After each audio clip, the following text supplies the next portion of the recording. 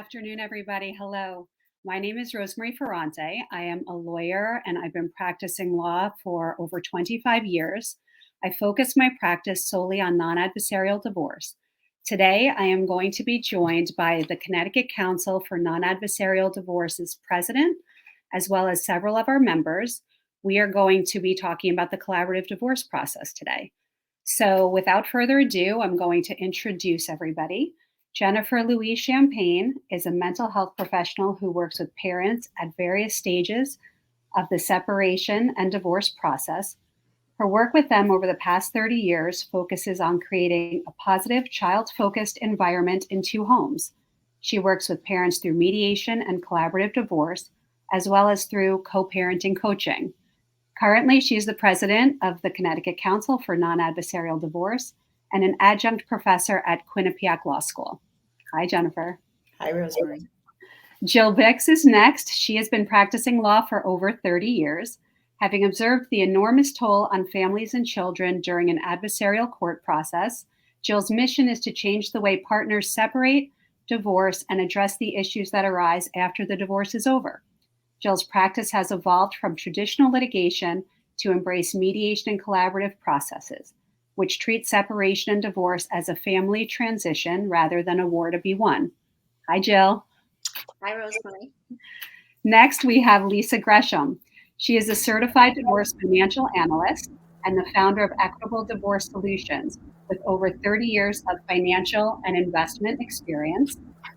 In her mediation practice, as well as when she is a financial neutral in a collaborative divorce, Lisa draws on her extensive interpersonal communication training and skills to help her clients identify their interests, moving away from positions, and in order to find financial workable solutions that are workable, for the family as a whole. Hi, Lisa.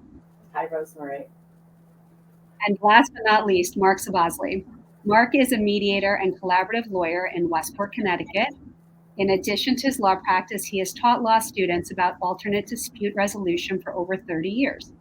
He's an active member of the International Association of Collaborative Professionals, the Connecticut Council for Non-Adversarial Divorce, my collaborative team, and several collaborative practice groups in Connecticut. Hi, Mark.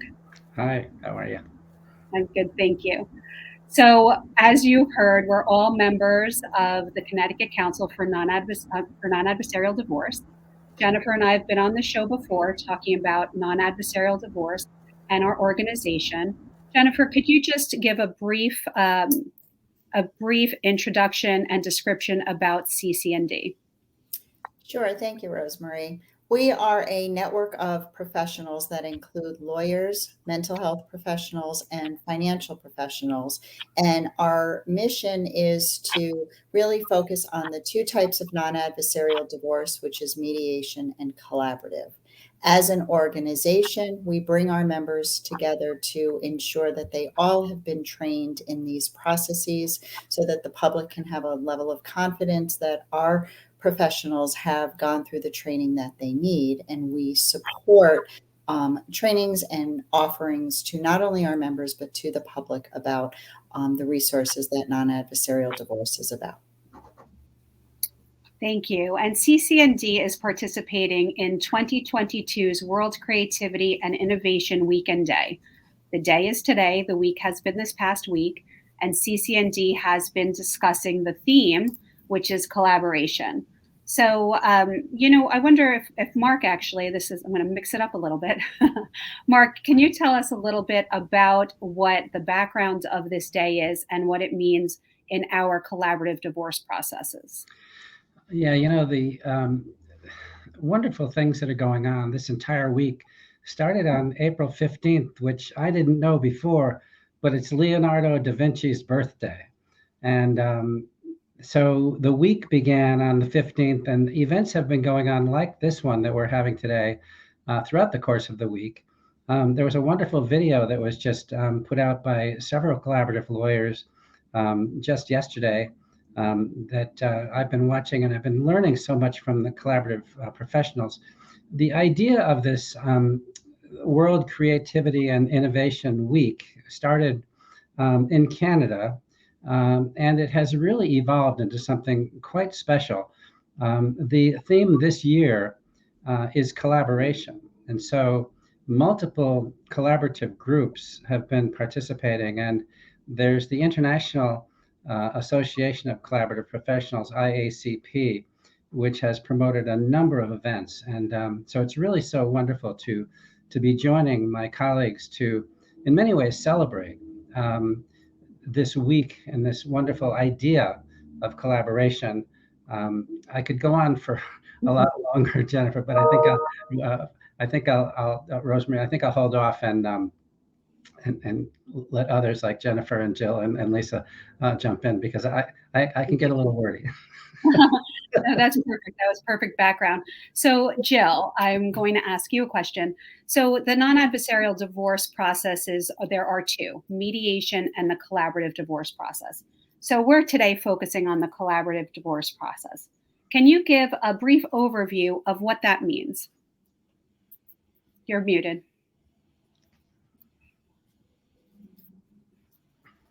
There we go. Sorry about that. Sure, happy to, Rosemarie. So the collaborative divorce process and mediation are really the same, with the goal of having the family, the parents, the husband and the wife, make the decisions that need to be made about their family, rather than putting it in the hands of a judge who really doesn't know the family, doesn't know the children, and doesn't care, just wants to move the case forward. The main difference that, as I explain it to clients between the two, is that the collaborative process has more support. And by support, I mean each person, the husband and the wife, each have their own lawyer, specially trained to help them identify their goals and interests and negotiate from that perspective, rather than negotiating from what would happen in court, which people don't really necessarily want, or even it's pretty unknowable what would happen in court. So rather than focus on that, which is unknowable and not related to the family, the lawyers focus on a negotiation based on what is right for the clients at hand. The other beautiful thing about the collaborative process is we bring in neutral professionals like a mental health child specialist who is educated and helps educate parents in the developmental needs of children, as well as a financial neutral. And we'll hear more about those roles from others today on the panel. But the professionals work together as a team. And so instead of the other lawyer being an adversary of mine, I look at that person as a teammate. I'm helping my client advocate for themselves, but I'm not adverse or trying to win over the other lawyer or the other client. And it provides what we like to call a container for conflict, so that when things get rough, which they do, I always like to say the collaborative process is not an adjective describing a noun. It's not a collaborative, nice, amicable process. It can be very, very difficult at times. And the team gives the clients the security and support to move through conflict better. One distinguishing characteristic of collaborative process, rather than just two lawyers coming together to try to settle a case from the outset, is that if the case does not result in an agreement, the lawyers cannot litigate. And that provides an additional level of safety and security for clients, knowing that what they say and how they open up and the vulnerabilities that are exposed are not going to be used against them in a court process, which happens when litigating attorneys just try to settle the case out of hand. The process requires openness, full transparency, which is really no different from a litigated process. You give up no rights that you would otherwise have in using the collaborative process. You really just look at your, divorce as a transition, recognizing that you're still, at the end of the day, parents of children who are connected financially and emotionally through them. Thank you. So we are going to talk more about the different roles. As Jill just mentioned, there are two lawyers representing their parties in this collaborative divorce process. And she talked about the disqualification clause. Mark, I'd love to hear from you on that as an attorney. How do you feel that affects the process? I know that it's an integral part of the collaborative divorce process. I would just love if you could just talk a little bit more about that. Sure. You know, this begins with training that is significantly different from any kind of training that lawyers receive in law school. Although I have a course now where I've included a bit of the collaborative process in my dispute resolution course, lawyers are primarily trained for advocacy in the competitive environment of court, the adversarial environment. The focus is upon the individual, often upon winning and losing. As Jill said, we've really shifted an entire paradigm for the way that lawyers and others, but primarily, I think, from my perspective as a lawyer and a law educator, we've shifted the paradigm in the way that we look at our work so that we're not entering a process the way that we were trained and the way many lawyers have continued to become very, very good at, the competitive aspect of the law, where you really have to dominate and control, and your focus is upon winning as much as you possibly can for your client. The idea of collaboration is that, first of all, beginning with a team, we work together. And there's a way that we can actually look at issues that a court may not actually look at, because we are opening up the possibilities for the clients to express their interests and their needs.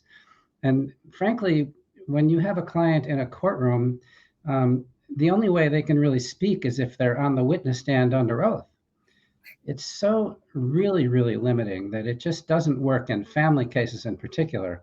So that the training of lawyers is really that you have to rethink how you come into a family case. The entire culture of collaboration is different than the culture of judging, which is what we've been trained to do. And I think one of the other aspects of the team model that I think is quite extraordinary is the idea that we trust the other participants in the process. And we try to demonstrate through our behavior and the way that we present ourselves that we're not going to be using questions as we might in a courtroom to cross-examine or to try to attack or, let's say, destroy somebody's credibility.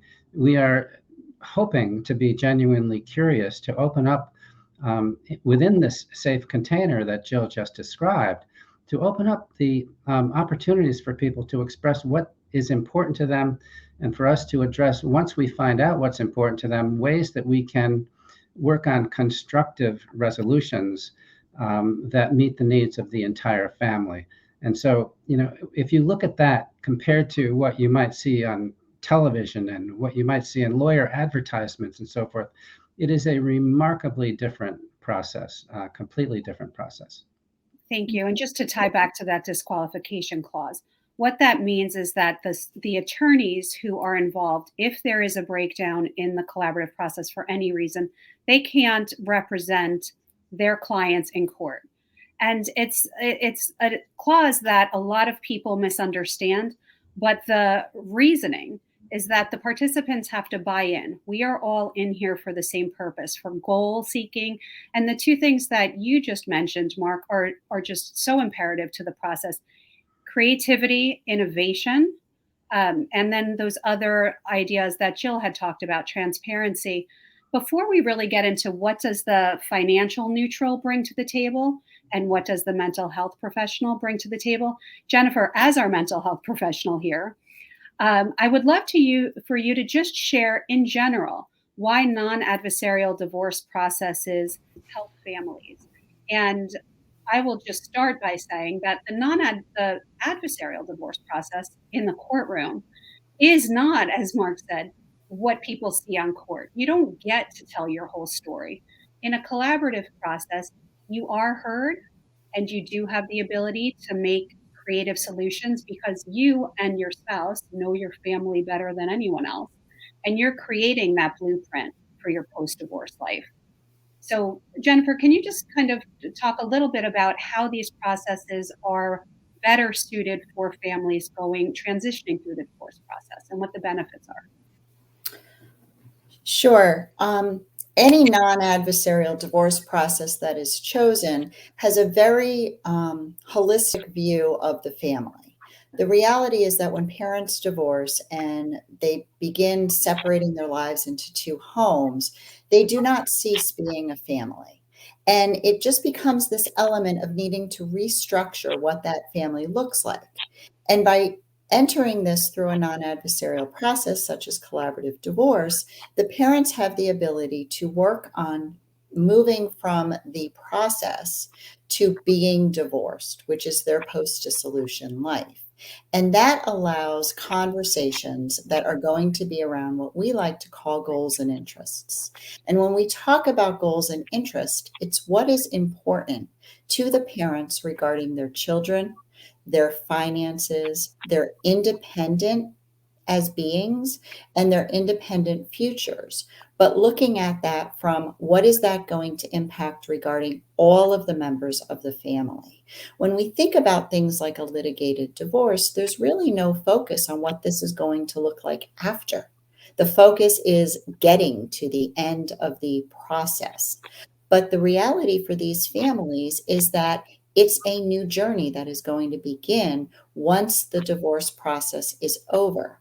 And as a collaborative team, we all work together to help the parents to articulate and identify all of those areas that are important to them, not only right now while they're going through it, but most importantly, when they are beyond it. So we are able to help them articulate those things that are important, to have a level of privacy and dignity so that they can talk freely and open about their fears and their concerns and be able to put their children first and their needs for their future at the focus of those conversations. Thank you. And so if the viewers haven't gotten this yet, what CCND does and what the collaborative divorce process does is it integrates three groups of professionals. It's the legal, the mental health, and the financial. And those three disciplines are in every single divorce, that, assuming there are children. So Lisa, we'd love to hear from you a little bit about how a neutral financial can assist in the collaborative divorce process. Sure. So the financial neutral really starts working at the very beginning of the process by gathering all of the financial information in order to determine a couple's marital lifestyle. So people generally will underestimate what they spend on a monthly basis. Putting everything on paper allows them to see their true financial picture and have a solid foundation to build on. It's much easier to revise or edit than it is to create. So even though this gathering process is laborious and sometimes painful, it is the most important first step. So this work is done with the clients and the financial professional outside of the team meetings. And once it is agreed that everything is complete and accurate, then the financial reports that have been drafted are shared with the rest of the team. Another important part of the financial professional's job occurs at this option building stage of the process. You've heard everyone speak about interests and goals, and that's really what we help the clients focus on. So once those interests and goals have been shared, then the question is, how do we achieve them? How do we meet these goals? What makes people feel anxious and uncertain and often keeps them from being able to make decisions is the fear of the unknown. And by modeling the options that they are considering, they can see the financial implications of various scenarios. So having the ability to project can eliminate some of those unknowns. So I draft what we call what if scenarios, and that allows people to see a path forward, understanding that if they do this, it's likely to result in that. And this is where we can be most creative in finding solutions that meet the interests and needs of the family as a whole. Although these are two of the cornerstones of the role of a financial neutral, much of the work is really done throughout the process and focusing on education, not only on helping the clients understand the financial outcome of their options and decisions, but also in helping the clients and the other professionals on the team understand the different types of assets, the different structures of income, and the rules and restrictions for dividing them in a divorce. Thank you. That's so helpful. And so much of what we do on a daily basis is educating our clients, whether it's in the legal or the financial, and obviously the mental health as well. The prep work is so important in these processes because the legal is a lot smoother if you've done all that financial prep work and certainly the emotional prep work. So Jennifer, can you talk a little bit about what your role is in a collaborative divorce process? So within the collaborative divorce process as a coach, there's a couple of roles that we have. The first goes back to what I had said before, which is helping the family move through the process, as well as looking forward to what that's going to look like. So some of the work is with the parents outside of the full team, and that would focus on a couple of things. If the parents are still living together, it could focus around the conversations they're going to have with their children about their decision to divorce and how they can help support their children through that information and the ensuing move that will ultimately occur when they create two homes. The second piece of that has to do with the parenting plan, the time sharing that the parents will have once they do establish two homes, and what that will look like for their family. In addition, there's a lot of communication and coordination that goes to separating from being as partners into simply establishing a relationship based on their parenting.